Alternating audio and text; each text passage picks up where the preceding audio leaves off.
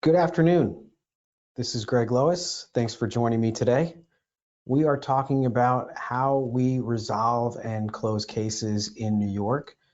And today's webinar topic is permanent disability and settlement. So we're going to talk about how we evaluate cases for exposure, how we price that out, and then what kinds of methods are available to us under the New York Workers' Compensation Law to close or resolve cases that may have permanent residual impairment. So today our topics are going to be talking about exposure evaluation. We're going to talk about different settlement types. And it's my goal today, as we go through this presentation, to explain how we evaluate cases for exposure, the different ways you can close cases, and then, of course, my goal is to answer as many questions as possible. So if you're attending today live, I'm hoping it's because you've got some great questions about this topic. I'm going to introduce the topic. I'm going to talk about how we as defense counsel help you to both determine what the exposure should be in a case, and then also, of course, to figure out really how much the case is worth. I'm going to try to put this in a broader context and make sure that everyone understands all the choices they have in resolving a New York workers' compensation case. Now, our theory of New York workers' compensation is always to get in control of that workers' compensation case. That's the best way to reduce your exposure. In addition, we always push our clients, hey, can we do a return to work program? Can we get the employee back to the workplace? As an employer, as a carrier, as a stakeholder in this system, it's about being decisive so that we can push these cases to closure early. I'm here to help explain the judicial system and the workers' compensation system and how that does impact overall case exposure. And of course, our overall goal as a defense firm is to get these cases to close in a practical way. So if you're here today, those are the topics we're going to just talk about in the context of valuing cases for overall exposure. And I put a couple handouts in today's presentation. The handouts that I've put in, you can download them now. The first one is up on our screen here. It's my New York Workers' Compensation Law Handbook, the 2023 edition. If you're listening at home or you're listening to this on playback, you can always go download that handbook from loisllc.com/publications. I also want to remind everyone that all of our webinars and our training are also available by way of podcast. So if you prefer to listen to this in a podcast format, which is a lot easier, for example, when you're in a car, loisllc.com podcasts. And we are producing 5 podcasts a month on different topics in New York, New Jersey, workers' compensation law. If this stuff seems basic to you and you've got it, I would really recommend you check out my partner, Christian Ceson's podcast, which is called Third Fridays. It's released, no surprise, on the third Friday of each month. That podcast that he does every month really tries to tackle higher level sort of issues or topics or discussions in workers' compensation. And that's also available at loisllc.com/podcasts, or really any place that you can get a podcast, Spotify, Apple, iTunes, all that stuff. It's all there for you. Let me quickly remind everybody about our vision, our mission, and our values as a law firm. We are the go-to firm for the top employers and carriers nationally. And my goal as a business owner is to make Lois Law Firm the very best workers' compensation defense firm to work for. Our mission is client-focused. Our mission is about taking control and staying in control of these cases and helping you drive your case to closure. And what's unique and different about Lois Law Firm, our biggest differentiating factor, is that we are a values-based law firm. We are standards focused and metrics focused, but we really live and role model these values that we think are so important. Being creative, being a problem solver, collaborating with our clients to come up with a unique solution. Not every comp case is the same, and they're going to require some unique solutions. Next, being an advocate. We're not here to just go through the motions. We're here to take a position. I want to try to win cases, not just simply not lose cases. Being a professional, and that means towards opposing parties, towards the courts, towards each other, certainly towards our clients, and maintaining a normal work-life balance. That's really important for us. And the last thing is about being responsive. We are the most responsive defense firm you've ever worked with, and that's our goal. Today, I'm going to talk a little bit about maximum medical improvement, and then I'm going to start talking really about how we get to case exposure evaluations and the factors you should be considering. And of course, I'm going to talk about Section 32s because those are my favorite things in the world. That's a lump sum dismissal. So to put some sort of context around all of this, I want to give sort of a huge 30,000-foot overview of how you do case exposure evaluation in this jurisdiction. I mean, the first part is identifying the body part or the condition that's going to lead to the temporary or permanent impairment. And once you've done that, you've thought to yourself, okay, this is a finger case, this is an eye case, this is a hand case, this is a low back case. Then you know which of the two systems for evaluating impairment that are going to be applied. And there's only two systems. One's called scheduled loss of use, and the other one in New York is called loss of wage earning capacity. These are really the two pathways that a case goes into to help determine what the exposure is going to be. And it's one or the other, and sometimes it can be both, because you could have a scheduled loss of use body part, hand, finger, foot, or toe, and a loss of wage earning body part, for example, a psychiatric condition. So we're going to consider which of these two schemes or sort of pathways apply to evaluating overall exposure. And then we're going to think, okay, what's the rate that this award's going to be paid at, right? What's the weekly rate? What's this going to come out to be in terms of an award? Then we're going to think about factors that are going to reduce our exposure. Things like, is there an opportunity in this case for risk transfer? Is there an opportunity in this case for an apportionment? And then finally, I'm going to think about, what discount am I entitled to? And when I say discount, I mean, how are we going to reduce that dollar value? Because, for example, we're going to pay this settlement out all as a lump sum. We're going to pay it out now. And we know most claimants would rather have $200,000 now versus $250,000 paid out over the next 8 years, okay? And so as we go through this sort of evaluation, every case we're going to start by thinking, what's the body part, what's the condition, what's the injury, what's the illness? Then we think, okay, how are we going to evaluate that, SLU or LWEC? Then we think, okay, what's the rate or the award that I'm going to come up to? That's the dollars. What is my discount opportunities? You know, how am I going to reduce that exposure? So the first step is always, let's identify that body part or condition. Step two, what's the percentage of impairment? That's going to be expressed always as a percentage. You're going to use one of these two systems, and sometimes both, the scheduled loss of use system or the loss of wage earning capacity system, to come up with a percentage. Next step is, okay, how much money are we paying this person? And then, do we have a chance to reduce that money because there's an opportunity for risk transfer? And then finally, can I further reduce that, or is there another opportunity for a discount because of the time value of money to this specific employee, right? So that's really the steps that we go through. And I wanted to start off this presentation by talking about this general sort of framework, because everything I'm going to talk about from here forward is really going to be just sort of applying this evaluation framework, and I'm going to go into the detail of how we actually do it. Now, cases close in New York very specific ways. There's really four main ways they close. First is by way of discontinuance or dismissal, okay? Relatively rare in this jurisdiction, but not unheard of. Lots of opportunities for the case to be dismissed, for example, in a controverted circumstance, because they're not our employee. There's no jurisdiction. There's a lack of notice. You have a great legal defense. Or sometimes they get discontinued because the claimant's no longer pursuing the case. So those are all opportunities for the case to be reduced or just go away.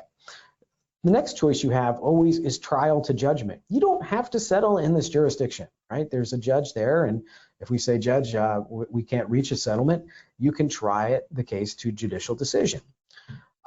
Next, we have an opportunity to do something called a stipulation, okay? The stipulation is saying, Judge, the parties have agreed, here is the scheduled loss of use, it's 50% of the statutory right index finger, and we've agreed to this, and we're going to present the judge with the settlement stipulation documents, and the judge will generally approve those. Now, the challenge with the stipulation, of course, is that it is reopenable. Under our statute, section 123, the claimant can come forward and reopen that case. And the last type of closure, the last opportunity to bucket, I should say, that you can put a case in to try to close it is by way of Section 32, and that is a lump sum dismissal. Here's the money, go away, don't come back. And you can be very selective about your Section 32 opportunity in a case. You could say, we're only going to resolve the indemnity component of this case. We're only going to resolve the medical treatment component of this case. So you can be pretty careful and nuanced about how you deploy a Section 32. You can also, of course, do both. You can do a scheduled loss of use, so you could say this person is getting 50% of the statutory hand for injuries to their hand, and then do a Section 32 or a lump sum dismissal on just one aspect of the case. Perhaps they brought a companion psychiatric claim, or they've claimed a consequential psychiatric claim. You could say, all right, we're going to Section 32 out that body part. And the reason for that, of course, would be so that it can never come back and it's truly closed. Now, these closure types are going to give us different sort of choices and have different sort of risks or opportunities for us. So remember, a judge can order, you can get to a judgment, a Section 15 closure. That's a stipulation, and that would be for a classified injury. It could be either a scheduled loss of use or a loss of wage earning capacity.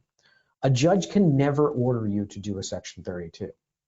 That's outside of their jurisdiction to do that. Whether the case resolves by way of a stipulation or a judgment or a Section 32, though, the judge has to approve it in this jurisdiction. A Section 32 cannot be reopened, and because it cannot be reopened, that's why you have that Medicare secondary payer concern.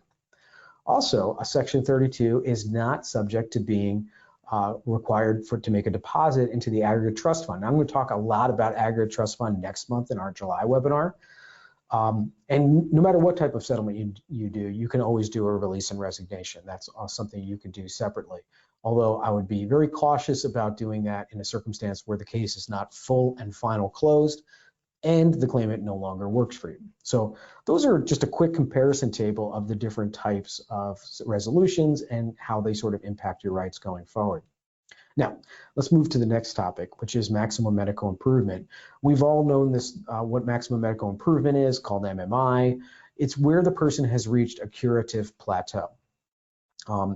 Generally speaking, the judge of compensation should not be giving you an opinion in regards to permanent impairment unless maximum medical improvement has been reached for all body parts, which are going to be the subject of that judgment or decision. Interestingly, the disability duration guidelines, which are the guidelines that we utilize in New York to assess the amount of permanent residual disability, they have statements in there that say things like maximum medical improvement cannot be determined prior to 6 months from the date of injury. And they also says unless agreed to by the parties. So the fact that the accident happened 2 months ago and the person maybe is still in active medical care, it doesn't mean you can't, between the parties, agree that maximum medical improvement has been reached. And in that reason, I'm saying, or I'm giving you as a justification why you could do a Section 32 really at any time in a case. Now, generally speaking, you should be expecting maximum medical improvement to be reached within a couple years of the injury. We should be ready to move on to that permanency if you're not going to do a Section 32. Now, claimants have lots of ways of trying to defeat maximum medical improvement, and we talked about it 2 webinars ago or 2 months ago. Those ways are to say, wait a second, I need a new surgery, or, of course, to try to bring in additional sites, right? Because they really don't want to move on from that paying them temporary disability stage of the case. They really don't want to move on. And so they will come forward and say things like, well, Judge, I'm not really at maximum medical improvement because maybe someday I'm going to need a surgery. There is now direction from the Workers' Compensation Board itself that says not only is there, does the claimant who's seeking to avoid a finding of maximum medical improvement, not only do they have to raise this, but they also have to show that whatever that surgery or the treatment that they're alleging they need, it's actually scheduled and that they would actually undergo that treatment if it was actually offered to them. The other challenge we have when we're trying to close cases is we get the claimant to reach maximum medical improvement for their original injury or body part, and we're ready to settle the case, and we start talking settlement, and they go back to their doctor and they start bringing in new additional body parts. They're doing that on purpose to try to delay and prolong their period of temporary total disability or increase it, or just simply avoid a finding of maximum medical improvement. And this is where you've got to get really aggressive and be a strong advocate and make sure that doesn't happen. It's one of the most frustrating things that I see, where the claimant we're at the end of treatment. The doctor has said to them something like, I'm going to release you from care the next visit, or I'm going to release you back to work at the next visit. And what do?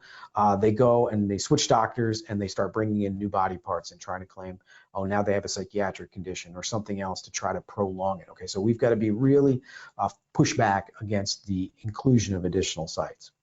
And our goal really is to get the case to a place where we can start either assessing whether the case is going to be resolved by way of scheduled loss of use or of loss of wage earning capacity evaluation, right? What is the body part? What is the injury to it? And what of the two systems are we going to apply? Now, the first system is called scheduled loss of use. And it's a really simple system. It literally lists out all the body parts that it covers and gives a maximum number of weeks for each body part. So for example, the arm, for a shoulder injury, for example, a shoulder injury would be compensated in terms of the statutory arm under a scheduled loss of use, and the maximum number of weeks is 312 weeks. And this chart was published by the legislature more than 100 years ago. It still applies today.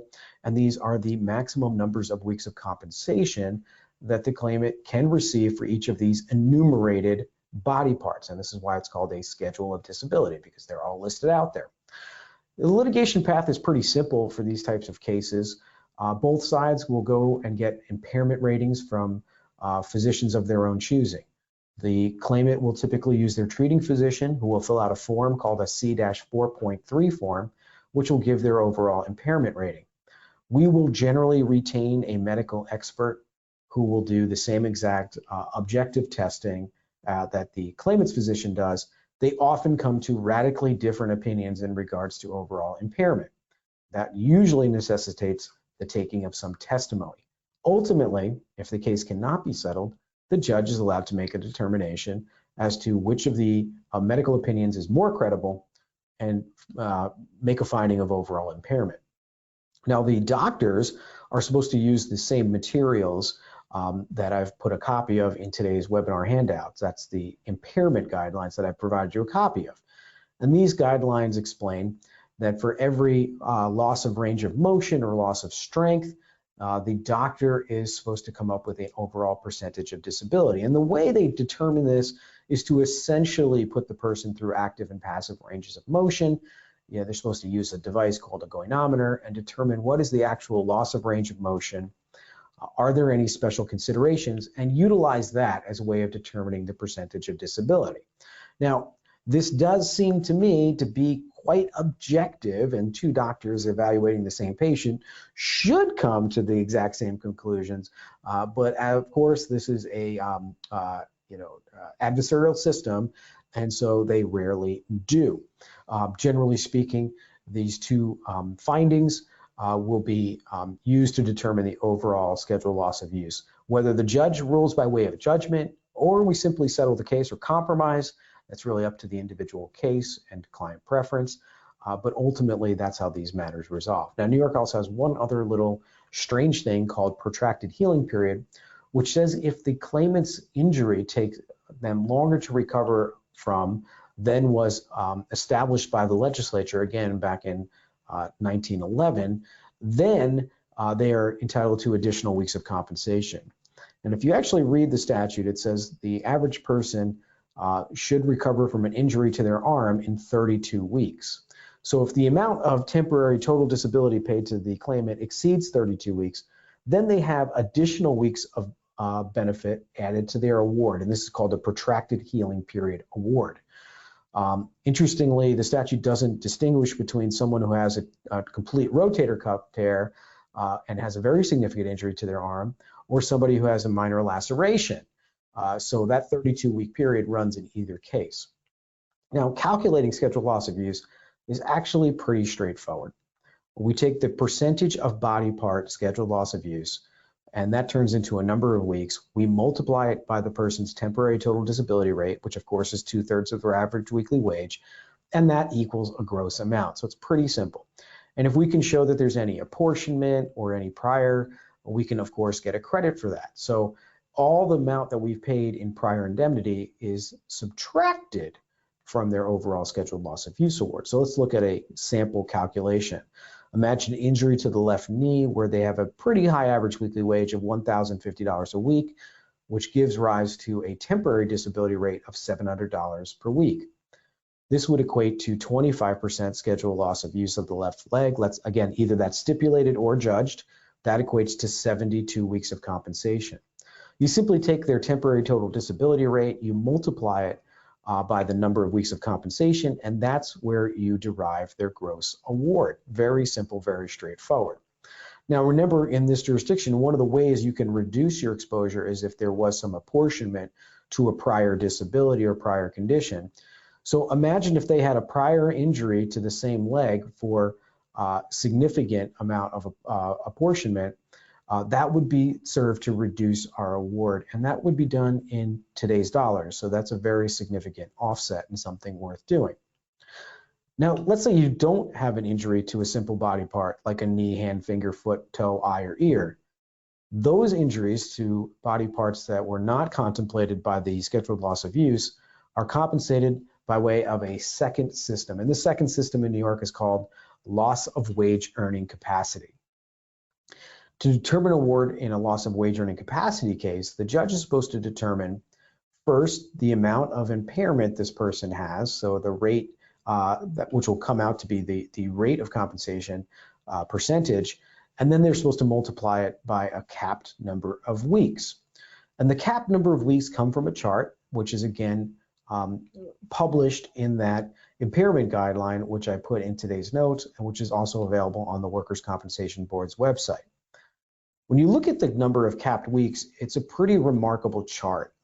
It goes up to 99% of disability, but what to me is remarkable is that between 0 and 15% of disability, so very low amount of disability, the claimant is receiving 225 weeks of compensation. Even if the claimant has the minimum rate of compensation of $150 a week, you can see that 1% of disability has a pretty sizable award associated with it. What's also unique when you take a look at this capped weeks chart is that there are so many weeks down at the bottom end of the chart. So for the least amount of disability, we're really compensating people very highly. And in fact, as you go up the chart, they're getting 25 weeks of compensation for each additional band of impairment as found on the chart. But as you go up on the chart, they're getting less weeks of compensation, which means if you were to take this chart and you were to take the chart and map it out, and here's the chart mapped out as a bar graph, you'd see this is a relatively flat compensation scheme. And what's also remarkable about the compensation scheme for loss of wage earning capacity in New York is that it's really weighted towards the bottom. The least disabled people under the workers' compensation system in New York get the highest proportion of weeks and compensation. So it's pretty remarkable, and it's pretty remarkably bad for employers. If you do this as a comparison state, because I just think it's fun to look at a comparison state, you know, we have a pretty big New Jersey practice here. Here's New Jersey's workers' compensation chart for loss of wage earning capacity awards or permanent partial disability awards in that state in way of comparison. A 1% disability in New Jersey is not worth 225 weeks of compensation. It is worth 6 weeks of compensation, or approximately $1,300 at current rates. So this is a lot different than what we have in New York, which is this crazy flat chart. It just means that a little bit of disability found on the loss of wage earning capacity chart is going to be worth a lot of money. So that's something to be mindful of. Now, scheduled sites can also be compensated by way of loss of wage earning capacity if the injury to the extremity exceeds a 50% scheduled loss of use. And of course, all the sites that are not covered by the scheduled loss of use chart, which would be things like the neck, the back, the head, psychiatric disorders, neurologic disorders, etc., those are all compensated according to under the loss of wage earning capacity scheme. Loss of wage earning capacity is supposed to take into account the following items, and there's 3 of them. First is the person's medical impairment. The second is the person's functional ability or loss, and the third is vocational factors. And so the litigation path for a loss of wage earning capacity case is a little more convoluted because the judge is supposed to take or process more information, and that additional information is functional ability and vocation. Now, the same rules about maximum medical improvement still apply, but the way the doctor is supposed to figure out the person's medical impairment is very different from that scheduled loss of use chart, which I showed you earlier. And that scheduled loss of use chart is really based on range of motion, grip strength, a couple special factors. It's pretty straightforward. To determine the medical impairment for something like a soft tissue injury to someone's spine, the medical doctor in the New York system is supposed to apply these crazy charts and tables.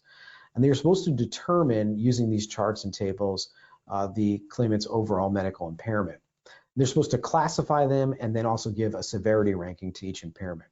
So here's an example for a soft tissue spine condition, non-surgically treated. And it doesn't matter whether it's the cervical, the thoracic, or the lumbar spine. And I just want to spend just a second on this slide because it really helps illustrate how the system works. Look at class 1, okay, the classification 1. This is where the person has a medically documented injury with no symptoms and no findings. And you can see here the doctor who's reviewing that injury needs to give it a 0, essentially, no severity ranking, right? And the reason is because the person has no symptoms and no findings. So yeah, you had a slip and fall at work, but you're in here in front of your own doctor saying, yes, but I have no problems related to that. Look at class 2, which is kind of crazy to me. Class 2 is they have an injury. What is medically documented injury? It just means they came and told the doctor I slipped and fell at work. And then they have the following things. Persistence of symptoms, okay, so that's subjective. They're coming and saying something hurts. And then look at number 2, no objective clinical findings consistent with any pathology. So again, this is someone who's coming to the doctor who's saying I have no, or the doctor's finding nothing to correlate to their complaints. And then the third thing is no correlative imaging findings. That means their MRI, CAT scan, X-ray shows nothing. In that circumstance where the person has an injury at work and some complaints, subjective complaints again, but nothing objective and no clinical findings, the doctor is instructed to find a severity ranking of at least A. So they're going to give this person a severity ranking, okay? And this is really where the system, in my opinion, goes off the rails. The person goes to the doctor and says, I got some back pain, but again, they have a clean MRI, they have a clean CAT scan, clean X-ray, no radiographic findings, and nothing on frank examination, right? There's no correlative clinical findings, nothing. The doctor is still supposed to find an overall impairment. And the system goes on from there, but I did want to spend just a minute on this slide sort of explaining how strange that is. Next, to do that severity ranking, again, the doctor's supposed to use these special tables. It all looks very scientific, and they're supposed to come up with these ratings and rankings. When I teach this to the attorneys that work here and to my clients, I always point everyone to the crosswalk, which is at the very end of that impairment guideline publication that the board puts out.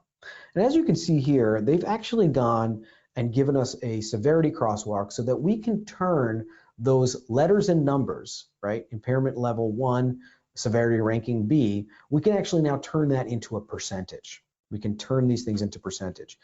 And the way you can do that is because they've told you what a 0, 1, 2, 3, 4, 5, and 6 is, 6 being totally disabled, and they've put all the impairment rankings and severity rankings, or I should just say severity rankings, here on this chart. So if someone has an A through a C or a B or a D of a lumbar, that is a 16.6% medical impairment. And as you can see, the highest you can be under the New York Workers' Compensation System for a simple soft tissue spinal condition, again, we're talking about a disc bulge, an impingement, a herniation, even an operated disc, the highest it can be is 66.6% disability. So I'm going to tell everybody, if there's one thing that you take away from this presentation when you're thinking about a loss of wage earning capacity, applying those guidelines in that chart to your disability, go to the back of those guidelines, use the severity crosswalk, and that will help you translate your doctor's opinion into a percentage, which we can then use to calculate the overall award. But we're not done here, right? The medical impairment is just one of 3 things the judge is supposed to consider. The judge is also supposed to consider the person's functional ability. Can the person perform their pre-accident duties? We have to know a little bit about those pre-accident duties. And the judge also has to consider the basic dynamics of the person's abilities. What are their general tolerances? What can they do in terms of bending, kneeling, lifting, grasping, standing, walking, jumping, running? What can they do? They're supposed to take this into account. Exertional ability is also something the judge should take into account. Do they have a sedentary, light, medium, heavy, or very heavy exertional ability? And we've got to take the pre-accident job into account. Does a desk worker need to have exertional ability that's associated with very heavy work? And the answer is absolutely no. One of the most important questions that we will ask a claimant's physician on cross-examination is, you said this person has no ability to work. Is that true? And they'll say, yeah. And they'll say, okay, but is that of any job or just the job they were doing pre-accident? And they'll say, oh, that's from the pre-accident job. I mean, they could do a sitting job or they could do a standing job. They just can't do a job involving walking and lifting. All right, great. That's a huge concession. And that's something that we've got to bring out on cross-examination. Next, the judge is supposed to consider vocational factors. And those vocational factors are the claimant's educational training, any skills they have that are transferable, their overall age. Over 50, by the way, is considered advanced age for a vocational factor to be considered. Are they literate? Do they speak English? Are they numerate? And then, of course, any other considerations, which, for example, would be things like the person's pre-injury work. And obviously, the judge is supposed to presume that someone who's only done heavy labor job after an accident would be much less employable and have a much lower wage earning capacity after the accident. So the judge is supposed to consider all these factors and then again go back to this durational chart and come up with how many weeks of disability this claimant would be entitled to. And so let's do an example. And again, this chart is so important because it's going to give you the multiplier. The average weekly wage is going to be multiplied by the loss of wage earning capacity percentage, and then that's going to be multiplied by the number of weeks from the chart. So for someone with a, for example, 60% loss of wage earning capacity, which is a very common loss of wage earning capacity, by the way, who has an average weekly wage of $892 a week, well, that's average weekly wage for the purpose of calculating their weekly award amount is going to be reduced to 60% of that. So the average weekly wage times 2/3, that gives you your temp total rate, times 0.6. So their award amount would be for $356.94. And then you go to the chart and you get the number of weeks off the chart and multiply that by 350 weeks. And so that disability would be entitle them to a loss of wage earning capacity award of $124,929. Okay, so you've got to take all of those, again, physical impairment or medical impairment, functional ability, wage earning, wage or vocational factors, add them all together, and that's how you come up with that loss of wage earning capacity award. Settlements. Let's talk about some lingos. I always tell this to my attorneys, like, we make settlement offers, adversaries make demands. It's one of the most annoying things when people start to flip that around. When we're discounting settlements, right? Because even when I price a case under a scheduled loss of use, or even when I price a case under a loss of wage earning capacity, I'm coming up with the overall exposure analysis. I always want to think about, how do I discount that? And I'm always thinking, by the way, in terms of how do I turn this into a Section 32, or what's the right Section 32 amount to offer the claimant? It's particularly important where the claimant no longer works for us. So we always want to consider the litigation risk, like, how good is their case? Do I have great defenses? Do I have amazing videotape that shows them jumping on a trampoline when they claim all they can do is lay in a bed and drink beer and watch Judge Judy all day? I always want to consider the value of right now money to the claimant. Everybody would rather have lump sum money now rather than, drib and drab $356 paid over 350 weeks, to go back to our last example. I also say we should not use the discount tables that are published by the Workers' Compensation Board. Those are not favorable to us. And the last thing, when we're discounting, I always say, let's consider indemnity onlys. I've discovered, and again, I'm not a big fan of indemnity onlys for a lot of reasons, but what I've discovered in this jurisdiction, I've been doing this for 23 years, is that once you shut down money, the medical treatment tends to go away. They were using the medical treatment as a way to try to get money. They're using medical treatment as a way to try to extend their temporary disability and stay out of work for longer and longer and longer and longer. And so what we know is that if you shut down the money, the going and getting more nonsense medical treatment generally goes away. And so for all of those reasons, I would suggest to you that an indemnity-only settlement in this jurisdiction, I don't have much problems with it. In fact, I often recommend we do that as a way of closing cases. I believe your defense counsel should absolutely not just be a calculator. I think there's nothing more frustrating than just being told, here's what the numbers are, just give me the money. Like, we need to explain to our clients exactly why we came up with the exposure analysis we did. I also tell my attorneys, do not provide ranges of exposure. That's very frustrating, particularly where the exposure range is huge. Maybe when the case first comes in and it's like day one and we don't have medicals yet, we don't have medical expert reports, we don't have any discovery done, and we just don't know enough about the case to give you really an accurate exposure analysis, then a range might be valid or necessary. But I think ranges, as the case is progressing, is really wrong-headed. We should be trying to pinpoint exactly what our goal resolution for this case is, and not a range. So that's something I really coach our attorneys away from. I also know that not all my clients want to settle, right? Sometimes there's really good reasons not to settle. Maybe there are reasons where you want to push it to a trial. So let's think about that strategy. And I hate it when people say, well, what's the likelihood you're going to win if we go to trial? And they say 50%, you know. Nope, that's not really giving the client enough actionable information for them to sort of figure out what to do next. So some practical takeaways from this overview is every single step in that scheduled loss of use or loss of wage earning determination or process, that's an opportunity for us to leverage for settlement. If we're waiting to the end of the case to start talking about settlement, or we're waiting until after we get our expert report to start talking about settlement, that's too long. We waited too long. We didn't do what we were supposed to do, right? We should be doing that a lot sooner. I think we should be reevaluating the exposure value of a case constantly. And we should be doing things, by the way, as defense counsel that lowers the exposure value as the case is going forward. We should be helping make that really clear. Here's why we're doing, here's why I'm taking this deposition. Here's why I'm going to court. Here's why I'm filing that request for further action. It's to try to adjust or challenge that exposure value. From my perspective, I'll tell you, I think it's very important for us to identify who are the important stakeholders so that we can start to figure out, okay, who needs to be in on this decision as we get closer and closer to that settlement, who wants to be in that loop so that people feel like they're really part of the process. All right, I'm about to turn it over to the Q&A section. So I'm hoping that there's lots of great questions that have been typed into me. Let me open up my question box over here. And let's see, I see a question from a claimant, which I'm not going to answer. I don't see questions from anybody else. Hello. Okay. Teresa says, Greg, how do you stop a claimant from bringing in other body parts? Okay, great. This happens all the time. First, we have to be vigilant. When we're defending a case, we want to be vigilant and be checking e-case all the time to see if they're trying to do this.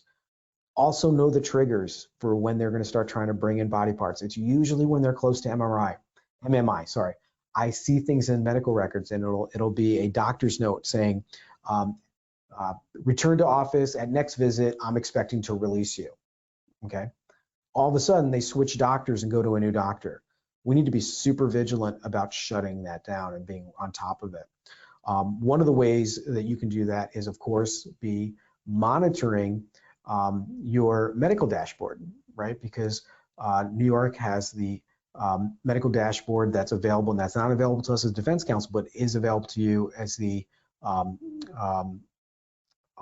adjuster or risk professional, where if they're trying to bring in a new body part, they have to submit a PAR into the system, into the onboard system. It's called onboard limited release, and it's the medical authorization system.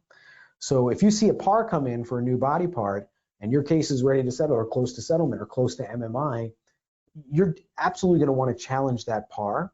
You're going to want to make sure you send them to a medical expert or get a records review and really challenge that new body part coming in. So the two ways are, one, being vigilant about monitoring the case, knowing where it is in the litigation. I mean, that's when I want to be hyper vigilant when I'm ready to settle a case, make sure they don't start bringing in new stuff. And then the second place is inside that PAR system, inside onboard. You know, this is why we really need to be coordinated as we defend cases. If I'm about to settle a case and I've pushed this case forward and I've got my medical expert's report, and then my risk professional approves a PAR for them to get a new body part treated that's not part of the established case, that's going to reset things, and that's going to be a real challenge for us to fix. Okay. All right. Anna asked me the question, Greg, how is the psychological component measured as far as LWEC when it's all subjective? What we can do to mitigate that exposure, or how do we measure for settlement? Okay, so great question. And the disability duration guidelines do include some guidelines for evaluating psychiatric disability, neurologic disability, it's all covered in there. Again, take a look at it. It's like 145 pages of how they evaluate this stuff.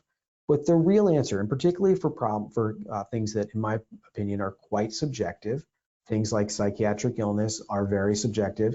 For example, there is no blood test for depression. There's no blood test for anxiety. It doesn't show up on an MRI or a nerve conduction velocity test. These are really, and the answer is A, we're going to cross-examine the treating physician who is making these diagnoses. And we have developed over many, many years very effective cross-examinations. And the truth of it is that most people who have depressive disorder or conditions, they're medicated, and it does not become a barrier to them being productive. And the second thing we do is test those claims. We'll send them to our own medical expert. And our medical expert will compare the claimant's subjective complaints to what's in the medical treatment guidelines and provide both a diagnosis and an impairment rating.